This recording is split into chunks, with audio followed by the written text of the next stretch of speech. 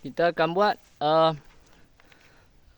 asas, hentak, tetak dan tikam dengan kuda-kuda sederhana tinggi dan dengan dua arah 90 darjah. Yang ni kita fokus kepada kita nak generate power, kekuatan. Kita buat satu-satu ya. Ni kita nak generate power. Okey. Okey, kita tengok.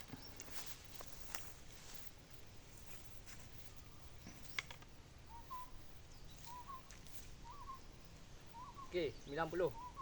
Mewah. Sederhana tinggi.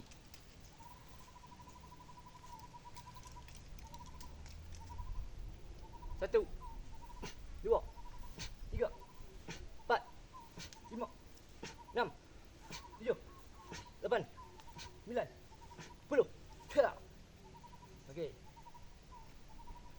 Hentak pula. Satu, dua, tiga, empat, lima, enam, tujuh, lapan, sembilan, 10. Alright. Okey, tikam pula. Satu, dua, tiga, empat, lima, enam, tujuh, lapan, sembilan, 10.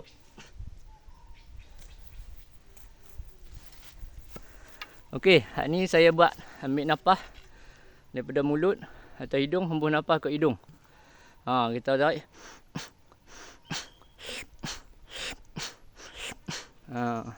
Boleh. Boleh juga bunyi boleh. Atau apa? Atau ush. Atau ush. Ataupun dekat hidung. Tarik nafas. Boleh. Kita memang tak ada bunyi sangat sebenarnya. Tapi boleh je kalau nak bunyi macam hak silat-silat lain kan. Macam ada yang bunyi hu ha ha. Ada yang bunyi zat. Tapi kita tak ni lah. Sat lagi orang kata ni pula sebab kita ilmu kita tak bunyi.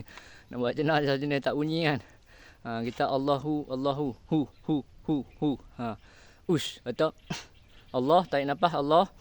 Nampak? Itu. Okey, itu saja. Boleh kot, tak panjang mana kan. Saya tunjuk. Tak nak tunjuk banyak-banyak lagi. Penuh video. Okey, wallahu alam. Buat latihan macam tu. Dia kena buat lah baru kita boleh feel. Baru kita mula-mula kita akan dapat.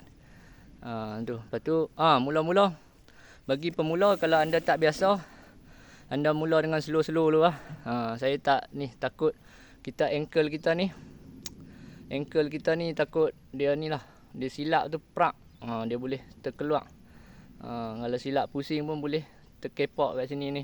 Kat sini. Sini boleh cedera. Sini pun boleh cedera. Jadi sini masa-masa sini pun. Jadi hati-hatilah mula slow-slow dulu. Jangan paksa kalau kita tak biasa. Kita bukan orang bersenam. Kita bukan orang gym. Jangan duk paksa lah. Buat pelan-pelan. Sebab kalau silap gaya boleh cedera. Dan cedera kalau patah ke apa payah lah. Dia tak baik elok lah. Susah nak baik elok. Itu saja. Wallahualam. Kita tak paksa. Kita jenis slow-slow. Slow. But grow. Kita naik. Macam tu. Kita jangan duk. Kita all out lah kali. Cedera. Tak mau lah. Wallahualam, itu saja.